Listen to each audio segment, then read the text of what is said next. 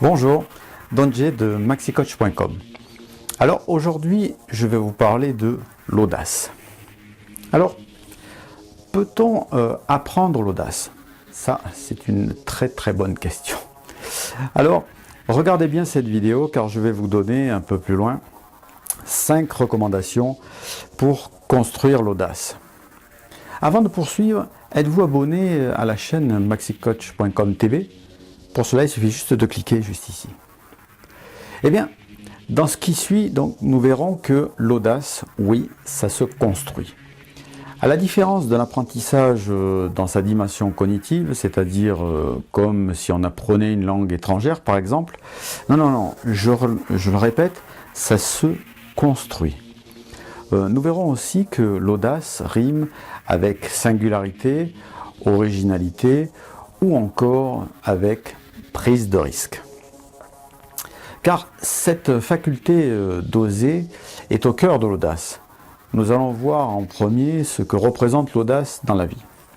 L'audace chez l'enfant, par exemple. Alors chez l'enfant, on voit très vite que s'il veut attraper quelque chose, même au prix de grimper sur un meuble en équilibre instable, bien il le fera. Le but seul compte pour lui.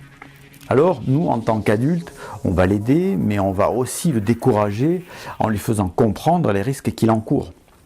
Et ces comportements, malheureusement, ne font que renforcer sa frustration d'une part et vont à l'encontre de la capacité d'audace innée chez l'enfant. L'envie d'être audacieux, les audacieux fonctionnent instinctivement par envie. L'inspiration est un moteur pour l'audace. Alors, voici les 5 recommandations pour construire l'audace en soi. Il faut d'abord que dans son esprit, premièrement, on accepte de se tromper. De nos jours, il est généralement mal vu de se tromper. Mais c'est aussi parfois un mal nécessaire, car il n'y a pas toujours de réussite sans échec. C'est souvent dans l'échec d'aujourd'hui que se forgent les réussites de demain. Comme tout apprentissage, cette aptitude s'acquiert progressivement. Donc retenez que la notion d'audace est en contradiction avec le perfectionnisme dans ce qui se fait déjà. Le deuxième point, c'est la transgression. La transgression passe principalement par l'opposition. Je veux dire par là, avoir la capacité de dire non à tout ce qui peut nous freiner. Troisième point, se familiariser avec l'incertitude. L'audacieux fait souvent ce que les autres ne font pas.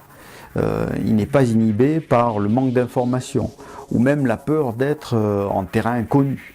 Au contraire, je dirais que c'est justement ce qu'il aime. Il faut donc accepter l'incertitude aussi du résultat. Quatrième point, la virtuosité. Toscanini disait, il y a 2 types de chefs d'orchestre. Il y a ceux qui ont la tête dans la partition et il y a ceux qui ont la partition dans la tête. La virtuosité est nécessaire à l'audace et à la capacité de jouer sa partition avec aisance. Ce qui veut dire que ce que vous faites, faites-le du mieux que vous pouvez. Ce n'est pas parce que ça peut paraître innovant qu'il faut faire les choses à moitié. Et 5e et dernier point, c'est progresser. Faire preuve d'audace est un superbe moyen pour arriver à se connaître, pour arriver à repousser ses limites et au final réussir à progresser.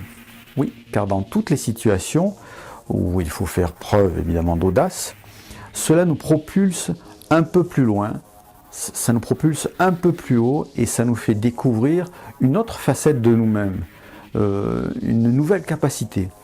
En bref, l'audace nous fait grandir.